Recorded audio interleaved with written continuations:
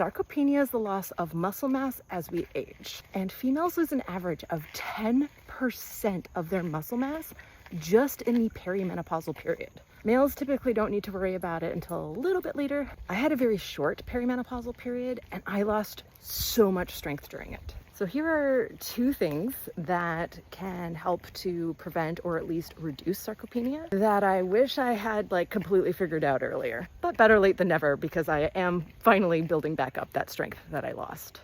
Come on, ooh, look at that muscle. So the first thing is to weigh up our protein intake. Ideally from a diversity of sources, so not just protein powders, but if you need some protein powder to up your protein, that's a good tool. Just ideally, we'd have some whole food protein sources in there too. So the science makes a really strong case for aiming between 1.2 and 1.6 grams of protein per kilogram body weight, probably closer to 1.6.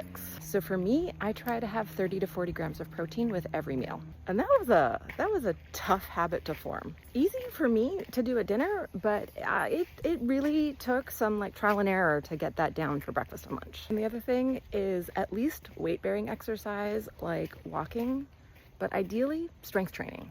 There's lots of activities that build strength that aren't just weightlifting, but also there's lots of different types of weightlifting. So if you're I just can't stand conventional dumbbell workouts. Fair, I do powerlifting, which means mostly barbells, but also look in this strongman, flipping tires and throwing sandbags over your shoulder. That stuff's fun. But also what's fun for me might not be fun for you. So find something that's fun for you.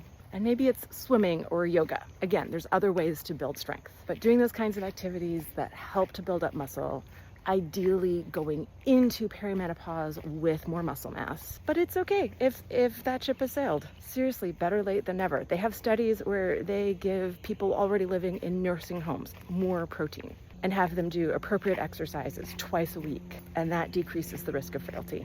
And that's why we want to avoid sarcopenia. We want to maintain as much function of our bodies for as long as we can, because that increases quality of life.